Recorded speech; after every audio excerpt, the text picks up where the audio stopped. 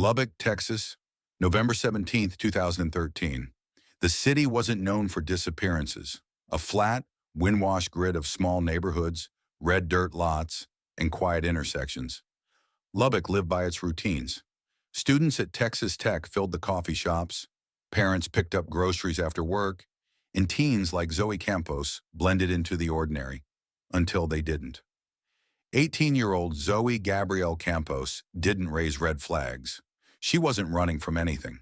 She had no criminal record, no known enemies, no history of instability. That Sunday, she ate dinner with her sister Savannah at Copper Caboose. Nothing unusual, no arguments, no stress signals. Surveillance footage from inside the restaurant confirmed this. Two girls, casual clothing, normal conversation. At approximately 10 p.m., Zoe dropped Savannah off and headed home in her white 1997 Dodge Neon. She never arrived.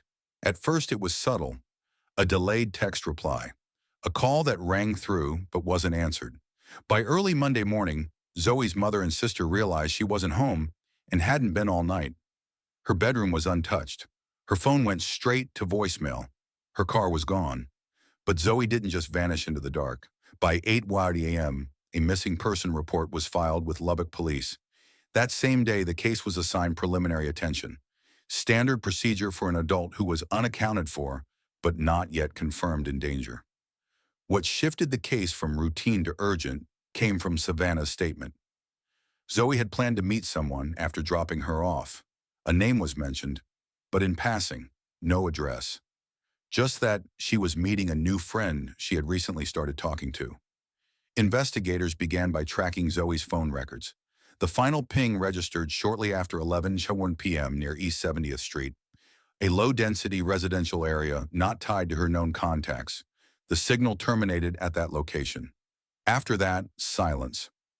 4 days later, on November 21st, Zoe's car was discovered parked outside a small apartment complex at 66th Street and Sherman Avenue, 6 miles from her home. The vehicle was locked. Her black jacket was inside, neatly folded on the passenger seat. There were no signs of forced entry, no broken glass, no visible blood. The driver's seat had been adjusted, pushed further back than Zoe's 5-foot-tall frame would have needed. That subtle detail stood out to LPD Detective Phil Shue. The seat was pushed back too far for her. It didn't make sense, unless someone else had driven that car. No security footage from the surrounding complex captured who parked the vehicle or when. The vehicle had no forensic anomalies, no blood traces, no defensive damage, no smudged prints on the interior. Fingerprint analysis yielded partial latent prints on the steering wheel, but they were too smudged for immediate identification. At that stage, investigators had no body, no crime scene, and no evidence of foul play. But they had what law enforcement often fears the most: the quiet. Savannah continued to press the department. She noted Zoe's behavioral consistency, her trust in family, her dislike for unpredictability. Zoe had no reason to vanish voluntarily. She had no mental health diagnoses, no signs of depression, and no financial troubles. She had just received a GED and was planning to enroll in a local nursing program. Her friends echoed the same sentiment. She wouldn't have disappeared. Someone made her disappear. In towns like Lubbock, vanishing girls weren't statistics. They were neighbors, friends, daughters, and Zoe's absence began to fracture the rhythm of the city. The media picked up the story by week's end. Flyers went up across convenience stores, school halls, gas station windows. Her mother begged for answers in front of local news cameras. If someone knows something, say it. We don't care who you are. Just bring her home. Detectives reviewed the cell data more closely. The final contact Zoe had was with a number registered to a prepaid phone. Tracing it was complicated. The user had no billing name. The SIM card had been purchased in cash at a Walmart off Slide Road. But cross-referencing Savannah's description and scanning the neighborhood Zoe's phone last pinged it near led detectives to a 25-year-old man named Carlos Rodriguez. He had no violent criminal record, just 2 minor possession charges and 1 misdemeanor trespass from 2011. When questioned, Carlos said Zoe had stopped by for a brief visit that night and then left. According to him, she came, we hung out, and then she said she had to go. I didn't see her after that. No witnesses confirmed Zoe ever left the location. Carlos was not arrested. There was no search warrant. At that time, no legal grounds. There was no probable cause to dig deeper. And Zoe Campos was still legally considered missing. Not deceased, but something didn't sit right with Detective Shu. The story aligned too neatly. No hesitations, no uncertainty. That's not how memory works. Time passed. Every lead returned cold. Multiple search parties were conducted across surrounding counties. Drone sweeps, cadaver dogs, volunteers, nothing. No clothing, no trace DNA, no body.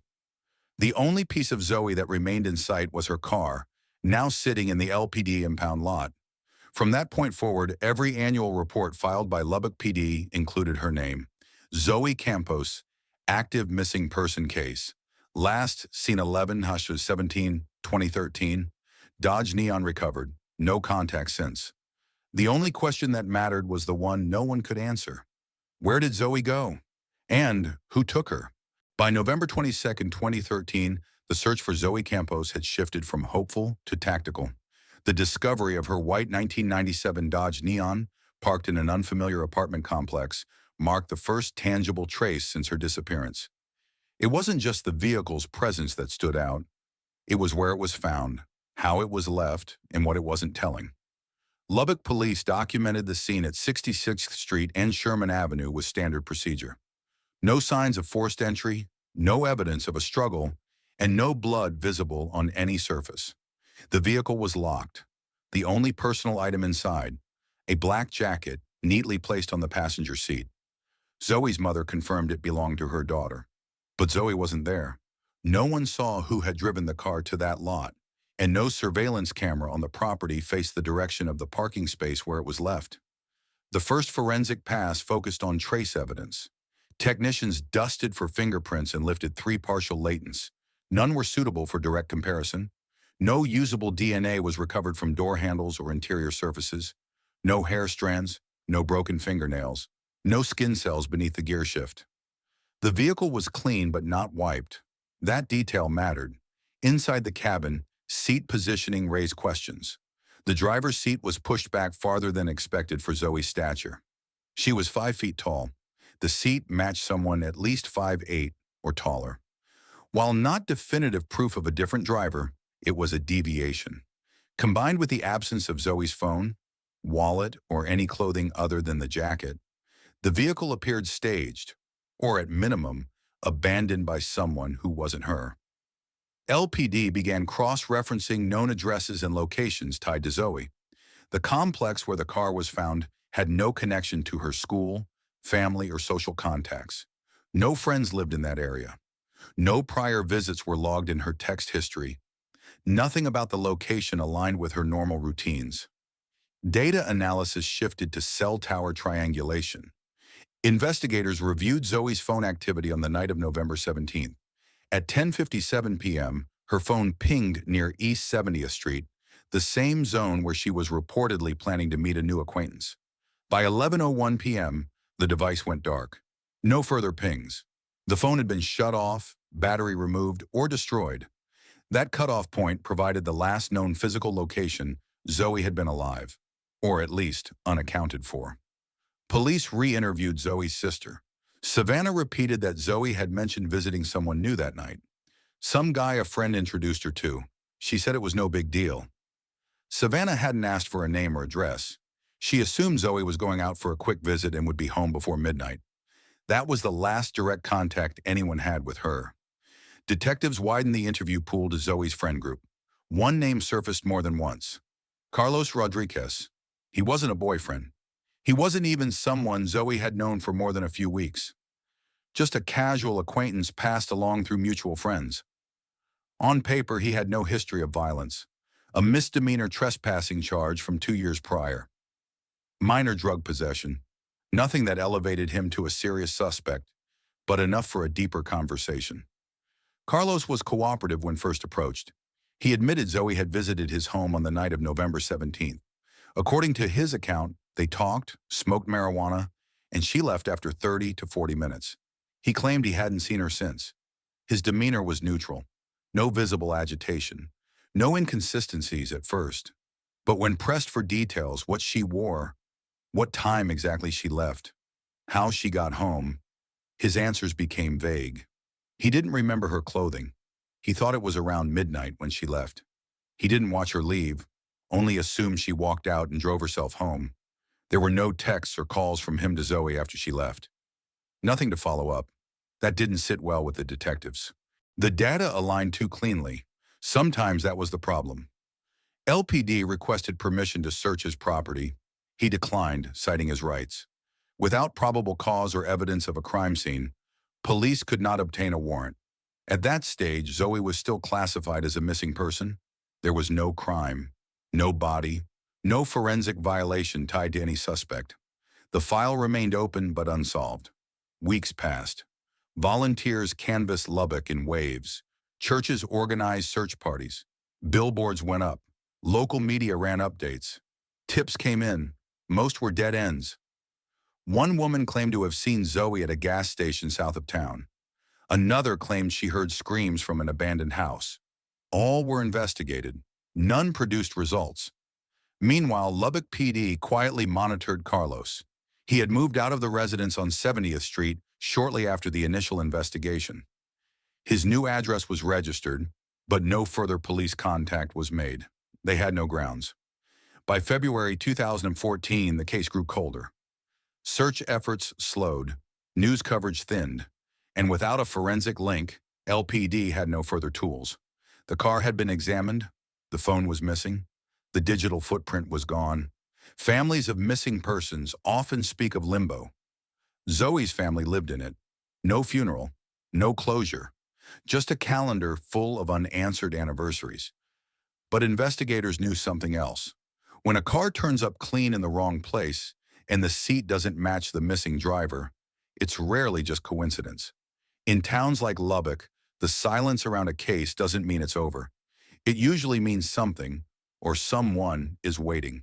By spring 2014, 5 months had passed since Zoe Campos vanished. Lubbock police had no further forensic evidence. The car had given them nothing. The name Carlos had surfaced, but without probable cause, no search warrant could be issued. The case had reached what law enforcement quietly calls a procedural freeze. There was no new data, no active suspect, and no known crime scene. Behind the scenes, frustration grew. The file remained open, but the leads ran dry. Detectives could not compel a confession without evidence, and they could not produce evidence without access. The process hit a familiar wall. And while time tends to erode memories, it also hardens questions. The community didn't forget Zoe Campos. Her family made sure of that. Beginning in late March, local residents organized a grassroots search initiative, separate from law enforcement. Volunteers divided the city into grid sectors, using public parks, drainage ditches, undeveloped lots, and abandoned properties as search zones. Cadaver dogs were brought in from a Texas nonprofit. No findings were reported. The fields gave nothing back. In May, Lubbock law enforcement released an updated bulletin classifying Zoe as an endangered missing adult. It did little to change their operational limitations, but it kept her name in circulation through local media. Police issued a new round of questioning to known associates. Again, no contradictions emerged. The public narrative remained fixed. Zoe left her sister's home, texted she'd meet someone briefly, then went silent. Her car appeared 4 days later, cleaned out, at a location disconnected from any pattern of her past life. It was a disappearance, not yet a crime. That legal distinction mattered. Without a body or confirmed evidence of death, homicide investigation protocol could not be formally initiated. In July 2014, officers revisited the phone data. Although Zoe's device had gone dark shortly after 11 p.m. on November 17th, a final routing ping placed it near 70th Street, within a 2-block radius of the address later confirmed as Carlos Rodriguez's former residence. But triangulation narrowed the signal no closer than 100 meters. The margin of error remained too wide for legal use. Internally, there was no agreement on the next step. Investigators considered forensic excavation of adjacent lots, but were advised against it by legal counsel due to insufficient grounds. The district attorney's office declined to support a blind warrant. That wasn't negligence, it was procedure. Meanwhile, Zoe's mother launched a private awareness campaign. She printed shirts, handed out flyers, spoke at church events and community centers. Her message was consistent. My daughter didn't run away. Someone took her, and we need to know who. By the end of 2015, the public footprint of the case diminished. Local news ran fewer updates. Newer crimes took precedence. Within LPD, the case file was reclassified to a long-term missing person archive. No personnel were reassigned to the case. It would remain inactive unless new information surfaced. But that wasn't the end of the story. It was only the quiet between storms. In 2016, a new detective in training reviewed archived cold cases. Zoe's file stood out, not because it was mishandled, but because it had no conclusion. He noted the same detail as prior investigators. The car's driver's seat pushed too far back. A basic observation, but it hadn't led anywhere. He flagged the case for forensic audit, not for new evidence, but for overlooked context.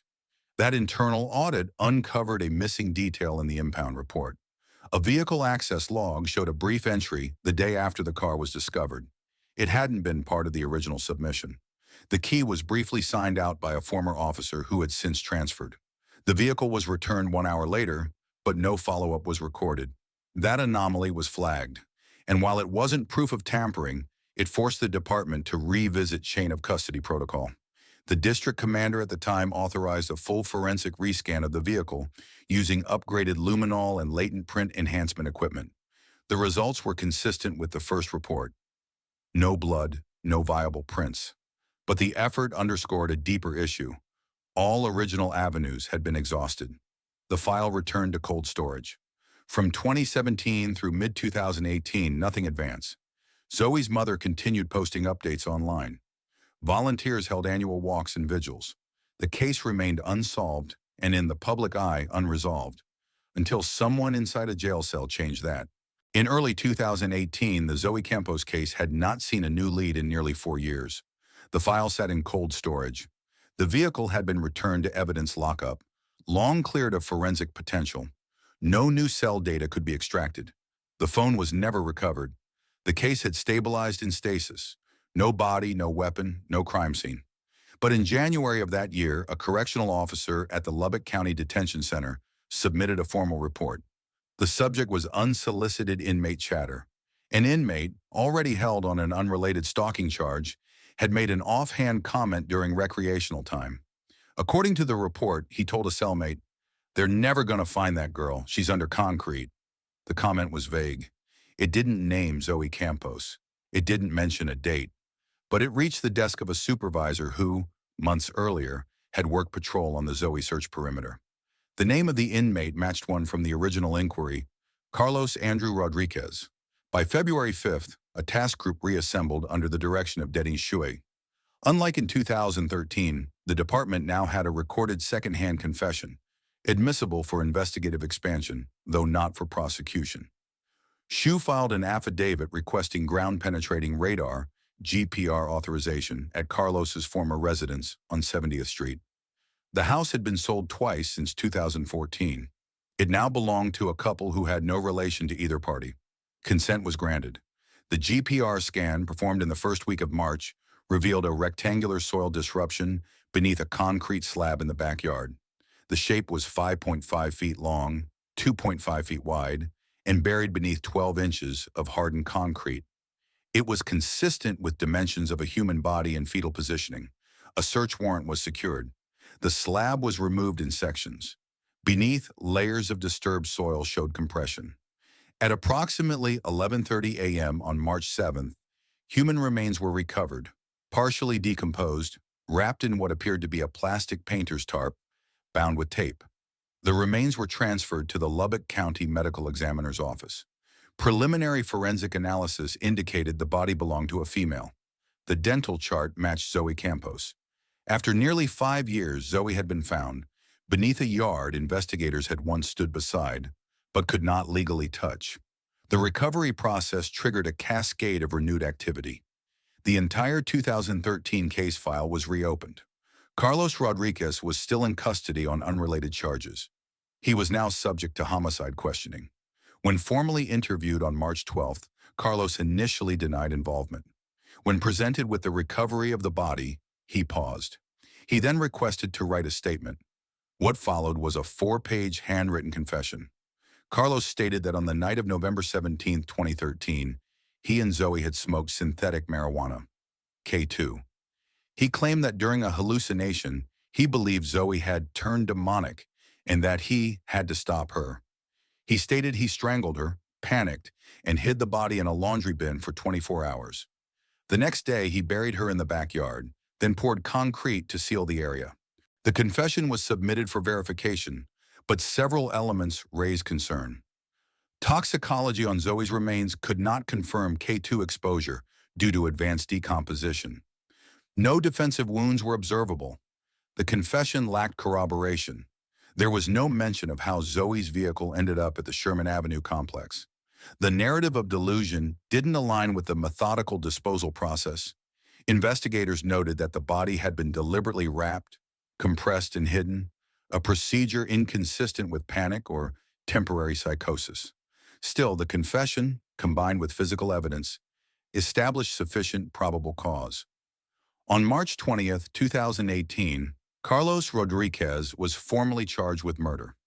In the following days, forensic personnel documented every square inch of the property, including crawl spaces and outbuildings. No further remains or evidence were recovered. The concrete slab sample was preserved, and soil core samples were retained for potential future litigation. The discovery of Zoe's remains did more than restart a case. It validated a family's insistence that their daughter had not simply run off. It also underscored the limitations of evidence law, how access hinges not only on suspicion, but timing, procedure, and opportunity. This chapter marked the shift from search to prosecution, but the answers remained incomplete. By the spring of 2018, law enforcement in Lubbock had something they hadn't had in nearly 5 years: a body, a confession, and a named suspect in custody. But what they didn't have, what still mattered, was alignment. The confession from Carlos Rodriguez didn't hold up under scrutiny the way prosecutors needed it to. He claimed it was K2. He claimed hallucinations. But the condition of the body suggested deliberation. Zoe Campos had been wrapped, taped, buried, and sealed under concrete. That process required planning, not panic, and the method of disposal contradicted the narrative of an impulsive, drug-induced killing. What mattered now was whether those contradictions could be addressed, legally and forensically. The autopsy, though limited by decomposition, revealed two important things. First, there were no signs of blunt force trauma or defensive wounds on the bone structures that remained intact. Second, hyoid bone damage was consistent with manual strangulation. This confirmed Zoe's death was the result of homicide, not accident or overdose. Still, due to the absence of soft tissue, it was impossible to determine any specific sequence of events, including whether Zoe had been restrained or drugged beforehand. Toxicology was inconclusive. After 5 years underground, there were no viable tissue samples to confirm the presence of synthetic cannabinoids. That left the defense with enough ambiguity to argue mental state, while prosecutors had to rely on the one clear fact: Zoe was killed and Rodriguez put her in the ground. In May, a team of forensic analysts reviewed Carlos's handwritten confession. His timeline was imprecise. He omitted details about transportation. He made no mention of Zoe's car or how it had ended up 6 miles away, parked in an unrelated apartment complex. Investigators had to consider, if he had a break in memory, why was every step of concealment so clean? The confession read more like an attempt at mitigation than truth. It acknowledged the act, yes, but it lacked motive, reasoning, or empathy. It was written for someone else's understanding, not the court's. Prosecutors flagged it as a plea-building narrative, not a reliable account. Investigators re-examined data from the original case. Zoe's phone had gone dark just before midnight on November 17, 2013. Carlos had lived at the 70th Street residence at that time, but Zoe's car had been recovered several days later in a different neighborhood. The new question: did he act alone? There was no physical evidence to suggest another participant, but there was also no record, no cell data, no camera footage to explain how the vehicle moved from his residence to Sherman Avenue. The car was left in a complex with no personal link to either party. No witnesses had reported seeing Zoe or Carlos that night. The route remained unverified. That gap in logistics left open the possibility of assistance or a second location, but no leads surfaced. Despite these unknowns, the prosecution team built its case around the elements that were stable: the autopsy, the location of the body, the material used to conceal it, and the confession itself. The burial alone placed Rodriguez at the center of the crime, regardless of intent. Trial prep began mid-summer. No plea deal was offered. Carlos entered a not guilty plea, and the state prepared for direct examination. The defense made clear it would argue diminished capacity due to drug-induced psychosis, citing the confession itself as evidence. But there's a legal difference between explanation and justification. The Campos family was advised that the trial could take time, that even with a confession, convictions were not guaranteed. They were reminded that courtroom outcomes depend not on what's known, but on what's provable. And in the months ahead, every detail would be tested. The trial of Carlos Rodriguez began in August 2022. It came 9 years after Zoe Campos vanished. And for the prosecution, that gap didn't just reflect the passage of time. It was a liability they had to neutralize before it became reasonable doubt. There was no surveillance footage, no eyewitness, no recovered phone. What they had was a body discovered beneath a concrete slab, a handwritten confession, and a series of forensic details that collectively told a story, if the jury chose to believe them. Opening statements were brief. Prosecutors laid out the facts in order: the last known location of Zoe's phone near Rodriguez's home, the recovery of her remains in his former backyard, and his admission of guilt. The defense focused on intent. They reiterated the claim of drug-induced psychosis and pointed to the lack of premeditated violence, emphasizing the absence of prior domestic complaints or a known pattern of aggression. Their position: a tragic, unpredictable act brought on by K2, a substance known to cause erratic behavior. But the facts presented told a different version. Forensic testimony began with the lead medical examiner. Despite decomposition, the examiner confirmed damage to Zoe's hyoid bone, consistent with manual strangulation. This wasn't a fall or accidental pressure. It was forceful, sustained compression. The prosecutor asked a direct question: would this injury be possible without intent? The answer: highly unlikely. Next came the forensic anthropologist, who explained that the body had been wrapped tightly in plastic and bound with adhesive tape. The positioning was deliberate, not haphazard. Soil layers above the body showed uniform compression, indicating the concrete had been poured in a single session, not improvised. It required tools, preparation, and time. That timeline undercut the defense's narrative of sudden, disoriented action. The most impactful evidence was procedural. A former Lubbock PD technician testified about the 2013 limits of the investigation. Without a body or probable cause, there was no way to legally access Rodriguez's property at the time. It was a detail many in the courtroom hadn't considered, that the law in protecting civil rights had delayed justice. Rodriguez sat motionless throughout. He did not testify. When the defense rested, they had offered no forensic rebuttal. Their case rested entirely on the narrative of mental impairment. But narratives, unlike evidence, don't leave marks in the soil. Closing arguments returned to Zoe. The prosecution emphasized what was done to her after she died: concealed, hidden, sealed in concrete, and left in silence for 5 years. It wasn't just about how she died. It was about the effort taken to ensure she would not be found.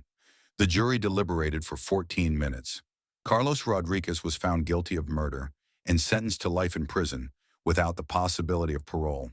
No reaction was observed from the defendant. The courtroom remained quiet. After sentencing, Zoe's mother addressed the court. She thanked law enforcement, prosecutors, and the community. She said they had waited years for answers. What they received was closure, not healing. The judge's final statement was brief. This verdict doesn't erase what happened, but it affirms that what happened matters. Justice, though late, had arrived. After the verdict, the courtroom emptied quietly. The noise was gone. The reporters packed up. The attorneys moved on to other cases. But for Zoe Campos' family, and for the community that searched for her in vacant lots and wooded ditches, closure didn't come with the gavel. What came next wasn't dramatic, it was procedural. In the weeks after sentencing, the Lubbock Police Department began an internal review of the original 2013 investigation. Not because there had been misconduct, but because there hadn't been enough. Supervisors revisited how the case had been handled when Zoe first disappeared. The limitations of no body, no crime had bound the hands of the initial investigators. Search warrant requests had been denied not out of negligence, but due to lack of probable cause. Those policies were reviewed again, this time with hindsight. In 2023, the city implemented updates to its missing person protocol. Cases involving adults under 21 would now receive parallel risk assessment screenings within the first 48 hours, especially if their digital activity stopped abruptly. Lubbock PD also initiated a cold case unit task force with dedicated access to ground-penetrating radar and external forensic consultants for unsolved long-term disappearances. Zoe's case had exposed a procedural void. The department made moves to prevent that from repeating. Outside law enforcement, impact continued quietly. At South Plains College, a scholarship fund was established in Zoe's name for students pursuing nursing, the path she had intended to follow. Her photo was placed in the hallway of the Health Sciences building. It wasn't a monument, it was a reminder. The Campos family didn't speak often to the media after the trial, but in a short interview the following year, Zoe's mother explained why they kept her story visible for so long. Because we weren't just asking for justice, we were asking to be heard. In cases like this, families often become default investigators, out of necessity, not choice. Zoe's case was no different. Her sister Savannah maintained a timeline, documented calls, and coordinated volunteer searches for years. Community effort had kept the case from being forgotten, and in the absence of a body, it was persistence, not evidence, that had made the difference. What happened to Zoe wasn't unique in structure. A person met someone they barely knew. They went missing. Their case stalled. But what made it different was what followed. The quiet advocacy, the revisited affidavits, the inmate comment that broke the silence, the forensic dig that confirmed what so many feared and what some had started to doubt. In 2024, Carlos Rodriguez filed a motion to appeal his sentence. It was denied.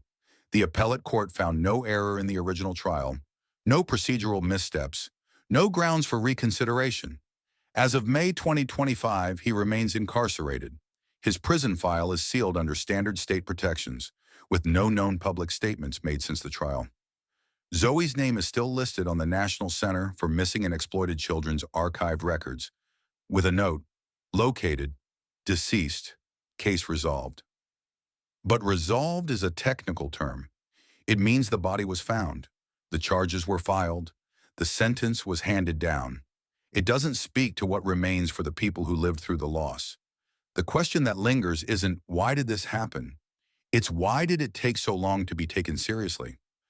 Zoe's story reflects more than one case. It reflects a threshold problem in how missing persons are classified, how cases are prioritized, and how easily violence is hidden by time and silence. Sometimes justice arrives too late to save a life, but it still matters that it arrives. In official records, the case of Zoe Campos is closed. Her remains were recovered. The person responsible was convicted and sentenced. The file has a final notation, case resolved, justice served. But anyone who's worked these cases long enough knows a resolution on paper doesn't erase what happened, or what could have happened differently. After the trial, the Lubbock Police Department issued an internal briefing on missed intervention points. They acknowledged plainly that in 2013 there had been no legal grounds to search Carlos Rodriguez's property, but in 2018, with a single statement from a cellmate and a consent-based GPR scan, the truth was uncovered within days. The gap between those two moments wasn't just time, it was procedural. That gap prompted the city to modify how they respond to disappearances, particularly when young adults vanish without contact. Risk assessment guidelines were revised. An interdepartmental rapid response unit was created for long-term missing person cases, not because someone did something wrong, but because the system didn't act fast enough with what it had. Zoe Campos became a case study. In 2023, her story was included in training materials used by Texas law enforcement academies, not for the forensic complexity, but for the administrative delay that allowed the crime to stay buried. Her name now represents the moment when no crime scene can no longer mean no urgency. Families of missing persons live in that space between hope and silence. They push when the system pauses. In Zoe's case, her mother and sister became the persistent voice that never let the public forget. Their presence, more than any single lead, kept pressure on the file. And when the truth finally emerged, it did so not through a breakthrough in science, but through a decision by one officer to follow up on a casual, offhand remark in a jail corridor. There's a lesson in that. Not all justice comes from bold moves. Sometimes it comes from not ignoring what seems too small to matter. Zoe's legacy isn't in how she died. It's in how her case forced others to listen better, act faster, and document more thoroughly.